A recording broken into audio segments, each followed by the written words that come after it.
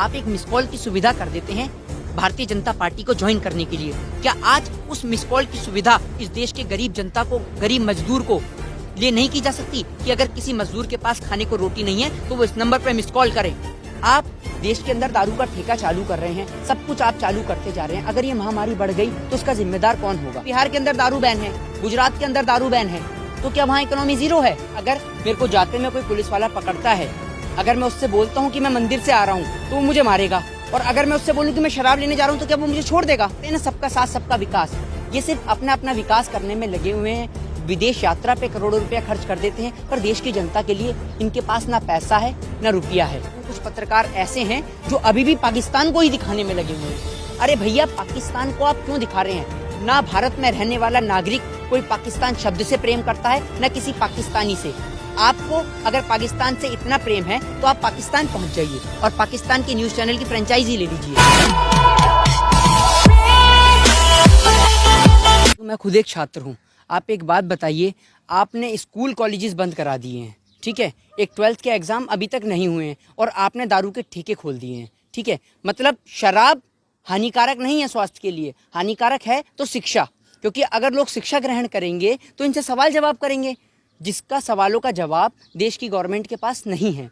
हमारी केंद्र सरकार ने शराब के ठेके चालू कर दिए हैं। आप एक बात बताइए, शराब के आपने ठेके चालू कर दिए, आपने मंदिर बंद कर रखा है, मस्जिद बंद कर रखा है, गुरुद्वारा बंद कर रखा है, चर्च बंद कर रखा है, लेकिन आपको शराब के ठेके खोलने हैं। आप एक बात बताइए, अगर मेरे को जाते में कोई पुलिस वाला पकड़ता है, अगर मैं उससे बोलता हूँ कि मैं मंदिर से आ रहा हूँ तो वो मुझे मारेगा, और अगर मैं उससे बोलूँ कि मैं शराब लेने जा रहा हूँ तो क्या वो मुझे छोड़ देगा?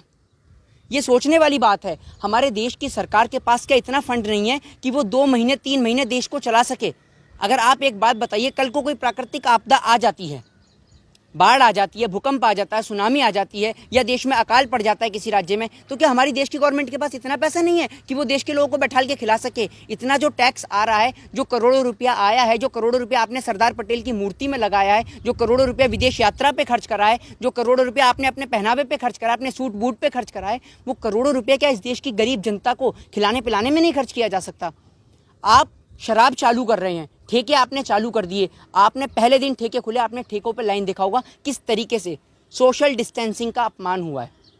सोशल डिस्टेंसिंग को लोगों ने इस तरीके से उसका अपमान करा है कि लोग साथ में एक जगह पर 10-10, 15-15, 20-20 आदमी एक जगह झुंड बना के खड़े हुए हैं। इससे तो बीमारी और बढ़ेगी। आप एक बात बताइए, हॉस्पिटल्स के अंदर इलाज हो नहीं रहा, जो लोग शराब पी रहे हैं, जिनकी किडनी पहले से खराब है, उनकी किडनी खराब होगी, वो हॉस्पिटल्स में जाएंगे, हॉस्पिटल्स में इलाज अवेलेबल है नहीं, उनका इलाज कहाँ से होगा? ये हमारी देश की सरकार को सोचना होगा। आप एक बात बताइए। दूसरी बात, एक हमारे बहुत ही खास भारतीय जनता पार्टी के प्रवक्ता हैं डॉक्टर संबित पात्रा, उनका 5 ट्रिलियन इकोनॉमी का सपना वो चूर चूर होता हुआ नजर आ रहा है। आपने देश को आज कई हजार साल पीछे ले जाके छोड़ दिया है।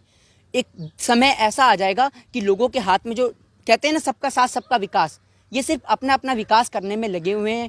विदेश यात्रा पे करोड़ों रुपया खर्च कर देते हैं, पर देश की जनता के लिए इनके पास ना पैसा है ना रुपया है। सिर्फ ये अपने सूट बूट पे पैसा खर्च करने वाली गवर्नमेंट है। आज मैं आपको एक बात बता दूं, ये एरोप्लेन के जरिए, हेलीकॉप्टर्स के जरिए फूलों की वर्षा करवा रहे हैं। आप जिन डॉक्टर्स के ऊपर, जिन पुलिसकर्मियों के ऊपर पुलिस की वर्षा करा रहे हैं, क्या आप उन्हें वो फैसिलिटीज़ दे रहे हैं? आप स्वच्छता अभियान चलाते हैं, स्वच्छता अभियान के तमके वो लोग ले जाते हैं, स्वच्छता अभियान के पुरस्कार वो लोग लेके जाते हैं जिनके घर में सफाई करने के लिए 10-10 कर्मचारी लगे हुए हैं, 10-10 नौकर लगे हुए हैं, वो स्वच्छता अभियान की हमें बखालना सिखाते हैं। स्वच्छता अभियान का अगर पुरस्कार देना है तो उन लोगों को मिलना चाहिए जो गटर में उतरते हैं, सीवर्स में उतरते हैं और आपकी और हमारी दोनों की हिफाजत करते हैं सफाई कर कर। आप एक बात बताइए, आपने सफाई कर्मचारी, लॉकडाउन के समय में भी ये लोग काम कर रहे हैं, सुरक्षा कर रहे हैं। आप एक बात बताइए, जो भी मास्क हैं हम लोग सड़कों पे फेंक देते हैं, कोई भी बेकार वेस्टेज चीज़ है उसको हम सड़क पे फेंक देते हैं, ये लोग उसे उठाते हैं। अगर कोई सफाई कर्मचारी इसी दौरान बीमार हो जाता है कोरोना से, तो उसका जिम्मेदार कौन है? क्या गवर्नमेंट उसको वो फैसिलिटी देगी? दूसरी बात, आप एक बात देखिए, आज देश की स्थिति पूरी तरीके से खराब हो चुकी है। देश के अंदर गरीब आदमी दिन प्रतिदिन मरता जा रहा है, उसको खाने को रोटी नहीं है, पहनने को कपड़ा नहीं है। एक आदमी की स्थिति ये हो गई है कि वो यहाँ दिल्ली से अपने गांव बिहार, यूपी, हरियाणा पैदल चल के जाने को मजबूर है, पर देश की सरकार उसे कोई सुविधा मुहैया नहीं करा रही है। हमारे देश की सरकार सिर्फ आपसी रंजिश में, आपस में लड़ने पर लगी हुई है, चाहे वो हरियाणा की सरकार हो, चाहे वो दिल्ली के आम आदमी पार्टी की सरकार हो, अरविंद केजरीवाल जी की। आप देश के अंदर दारू का ठेका चालू कर रहे हैं, सब कुछ आप चालू करते जा रहे हैं। अगर ये महामारी बढ़ गई तो उसका जिम्मेदार कौन होगा? आप तो ऐसा समझ रहे हैं कि ये महामारी पहले ही आई है। इससे पहले भी चेचक के तौर पर, प्लेग के तौर पर भी ऐसी महामारी देश के अंदर फैली है। देखिए, मैं आपको एक बात बता दूं कि भीड़ जहां भी इकट्ठी होती है, चाहे वो मंदिर हो, मस्जिद हो, गुरुद्वारा हो, चर्च हो या कोई भी जगह हो, चाहे वो तकनीकी जमात ही क्यों ना हो, चाहे दारू के ठेके क्यों ना हो, जहां भी भीड़ इकट्ठा होती है वो बिल्कुल गलत है। क्योंकि कोरोना वायरस से एकमात्र बचने का उपाय है सोशल डिस्टेंसिंग और स्टे होम स्टे सेफ। मैं ये कहना चाहता हूँ। और आप दारू के ठेके खोल रहे हैं, आप क्या सोच रहे हैं? दारू के ठेके, आप एक बात बताइए, आप कह रहे हैं दारू से इकोनॉमी को बढ़ाया जा सकता है। भाई, बिहार के अंदर दारू बैन है, गुजरात के अंदर दारू बैन है, तो क्या वहाँ इकोनॉमी जीरो है? वहाँ इकोनॉमी जीरो है क्या? आपको दारू से इतना क्या प्रेम? आप लोगों को मारना चाहते हैं तो आप ऐसे ही बता दीजिए कि आप लोगों को मारना चाहते हैं। डॉक्टर्स को आप पीपी किट मुहैया नहीं करा रहे, डॉक्टर्स दिन प्रतिदिन, कोई डॉक्टर्स इस्तीफा दे रहे हैं, कोई डॉक्टर हॉस्पिटल्स नहीं जाना चाहते। अरे भाई, कौन जाएगा ऐसी हालत में? आप एक बात बताइए, कोई अपने घर परिवार को छोड़कर, अपने बच्चों को छोड़कर वहाँ दूसरे व्यक्ति का इलाज कर रहा है? क्योंकि ये हमारे देश का सवाल है, हमारे देश के लोगों का सवाल है, क्योंकि हमें कोरोना को पूरी तरीके से हराना है। पर जब हमारे देश के डॉक्टर्स को सुविधा मुहैया नहीं होगी तो कैसे कार्य कर पाएंगे वो? आप उन्हें पीपी किट की सुविधा मुहैया कराइए। फिर दूसरी बात, आपको शराब के ठेके खोलने हैं, आपके पास पैसा नहीं है तो आप एक काम कीजिए ना, आपके जितने भी एमपी हैं, जितने भी विधायक हैं, जितने भी एमएलए हैं, जितने भी नेता हैं, आप सभी के जितनी भी सैलरी है आप उस सबको बंद कर दीजिए। आप उनको 1 महीने का, 2 महीने का फंड क्यों काट रहे हैं? आप उनकी सैलरी को बंद कर दीजिए ना पूरी तरीके से, कि भाई 5 साल तक, जब तक गवर्नमेंट है भाजपा की, तब तक एक भी मंत्री को उनकी सैलरी नहीं दी जाएगी। देखते हैं हम देश में कैसे पैसे की कमी पड़ जाएगी। आप पे मंत्रियों को देने के लिए खूब पैसा है।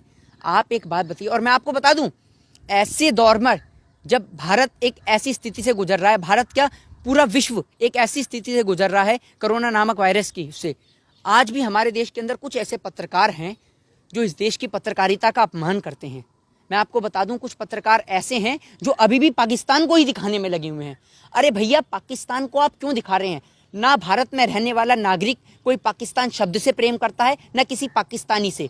आपको अगर पाकिस्तान से इतना प्रेम है तो आप पाकिस्तान पहुंच जाइए और पाकिस्तान के न्यूज़ चैनल की फ्रेंचाइजी ले लीजिए, आप उसे दिन प्रतिदिन दिखाइए।